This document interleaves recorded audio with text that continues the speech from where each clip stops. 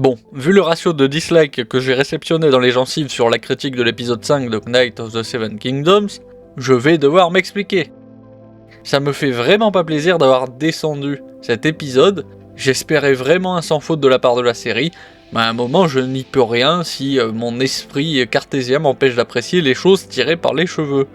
C'était vraiment pas par pur plaisir, ni par calcul pour faire des vues.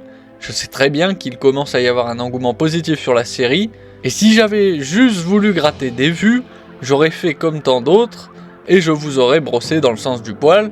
Non, j'ai fait cette critique en vous donnant exactement ce que je pensais de l'épisode. Mais j'oublie trop souvent que la plupart des gens veulent juste entendre d'autres personnes dire exactement ce qu'ils pensent eux-mêmes, dans un écho infini d'avis identiques. Or c'est pas le genre de la maison, et c'est bien dommage pour moi vu que ça me permettra probablement pas de faire de vieux os en tant que critique ciné-série. Enfin bref, je vais tout de suite annihiler les défenseurs de la nullité absolue de Dunk contre Aerion, en ouvrant les hostilités avec l'argument scabreux que je lis ou entends partout, qui excuse le fait que Dunk était aussi pathétiquement nul à cause de son inexpérience. Ah, donc certains pensent que dans un combat à mort, être inexpérimenté ça donne droit à une protection magique contre la mort, ou alors ça vous offre un buff de résurrection après la mort, comme dans un jeu vidéo.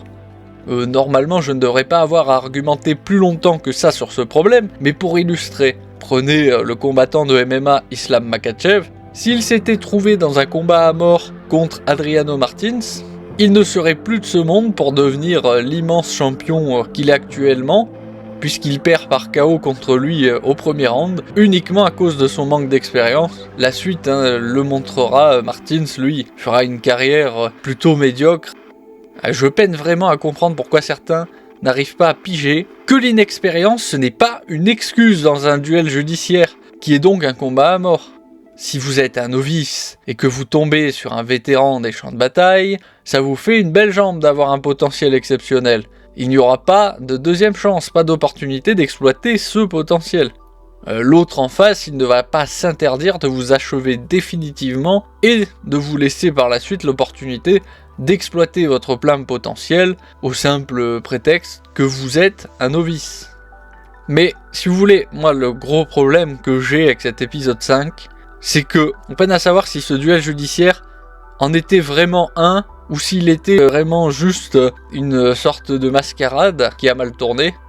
Sans parler du fait que c'est d'autant plus difficile à avaler que Dunk ne soit pas achevé au moment où il est raide mort. C'est que putain, mais la main du roi se fait tuer dans l'affrontement. Ça montre bien qu'aucun des deux camps ne rechigne à tuer l'adversaire, quelles que soient les conséquences qui suivront. Si vous voulez, un des gros problèmes que j'ai aussi, c'est que, en définitive, le moins con du lot, c'est Dunk. Lui, il est là parce qu'il est accusé à tort, parce que c'est une opportunité de s'élever socialement que de gagner dans la joute, alors que les autres, ils risquent leur vie pour rien. Est-ce que c'est volontaire de la part de ceux qui ont fait l'épisode ? Honnêtement, c'est difficile à dire, puisque c'est un sous-entendu qui est tellement peu directement énoncé, que je pense que 90% du public ne l'a pas saisi. Mon problème, c'est que j'ai un biais de grand amateur d'histoire, et je suis désolé, mais la noblesse au Moyen-Âge, elle n'était pas assez conne pour prendre de tels risques quand il n'y avait pas d'enjeu dans l'affrontement. Les joutes au Moyen-Âge, c'était pas Hunger Games. Les morts, elles arrivaient par accident. Comme elles peuvent arriver dans la pratique de l'équitation moderne. Et vous savez comment ces morts arrivaient ? Eh bien, elles arrivaient quand un cavalier chutait de son cheval lancé à pleine vitesse, ou quand une lance se brisait et que ses éclats s'enfonçaient dans l'un ou l'autre des participants. Je vous laisse d'ailleurs méditer ces points-là par rapport à l'épisode 5. Mais le pire, c'est que dans l'épisode 6, le maître, il dit exactement comme moi, qu'il présente des blessures mortifères. Il dit mortifères, des blessures mortelles donc, hein. Enfin, au passage, pour la petite anecdote historique, le roi Henri II de France est mort en 1559 à cause d'une chute et d'un éclat de lance brisé qui s'est planté dans son œil parce que son aume s'est relevé lorsque les lances ont heurté les boucliers. Et je suis obligé d'insister là-dessus, un bouclier, ça n'éclate pas comme celui de Dunk. En connaisseur des armements médiévaux, ça a complètement ruiné mon immersion. Et si vous voulez, ça ne pouvait pas se briser comme ça, parce que les lances de joute étaient faites pour se briser relativement facilement. Certains disent aussi « Ah, mais comme on est dans le cadre d'une histoire, ce choix scénaristique a été fait pour bien montrer le stéréotype du novice qui subit les conséquences de son inexpérience, ou alors le stéréotype du type qui l'emporte grâce à une détermination inébranlable à la Rocky Balboa. » Oui, sauf que là où je suis totalement en désaccord, c'est que ça ne devrait pas autoriser les réalisateurs ou les écrivains à faire l'impasse sur la cohérence. En plus, là où mon exemple d'Islam Makhachev est bien choisi, c'est que Makhachev, dans son combat contre Martins, attention, il est loin de se faire dominer avant de prendre le KO. Ça montre bien que Dunk, il aurait dû avoir un minimum de réflexe, un minimum de capacité physique supérieure. Si vous voulez, on ne devient pas une légende dans un sport, ou même un domaine de manière générale, sans être naturellement doué. Vous transformerez pas un adolescent incapable de lever un cartable en strongman, ou un type qui a 2 de tension et 0 réflexe en pongiste quadruple médaillé d'or au JO. À un moment, il faudrait songer à sortir des fantasmes. Rocky Balboa, ça marche que dans les films. Bref, ceux qui défendent ce choix, ils n'ont pas réfléchi très longtemps. Mais pour en revenir à l'épisode 6, on a Lionel Baratheon qui est toujours aussi caricatural, fatigant et classieux, sauf qu'on peine à comprendre pourquoi il s'intéresse à ce point aux capacités martiales pourtant inexistantes de Dunk.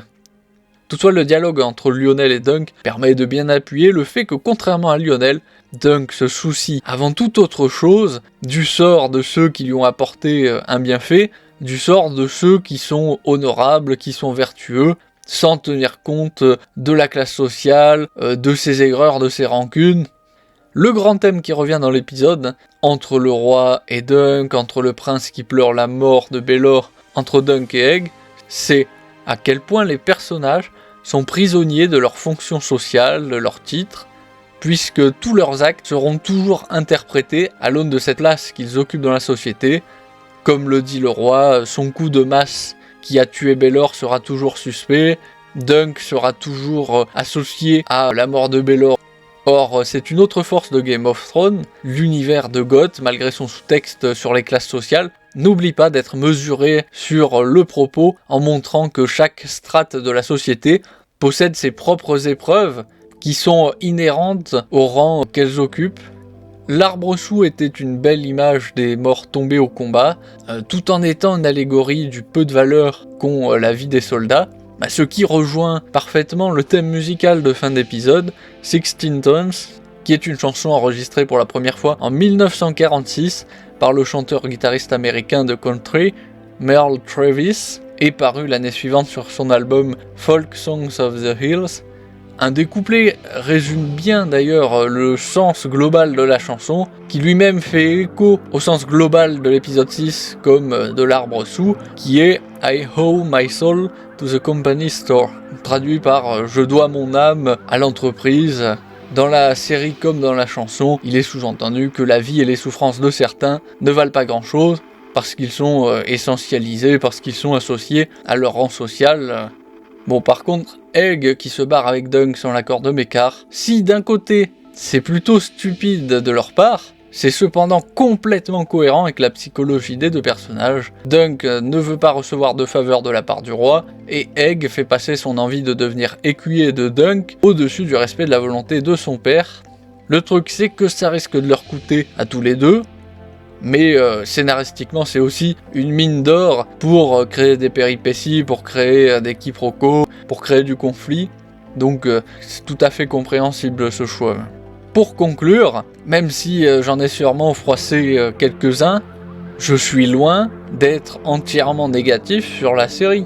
Elle a ses points tout à fait positifs, comme le respect de la psychologie des personnages, les relations entre les personnages, les dynamiques sociales, et plein d'autres qualités que j'oublie, mais malheureusement pour moi, il lui manque ce petit quelque chose de plus que la série aurait pu atteindre si Dunk n'avait pas déféqué en plein écran, si on n'avait pas vu le chibrax de Harlan en pleine tronche, ou si le combat de la joute de l'épisode 5 avait été moins exagéré du côté de Dunk.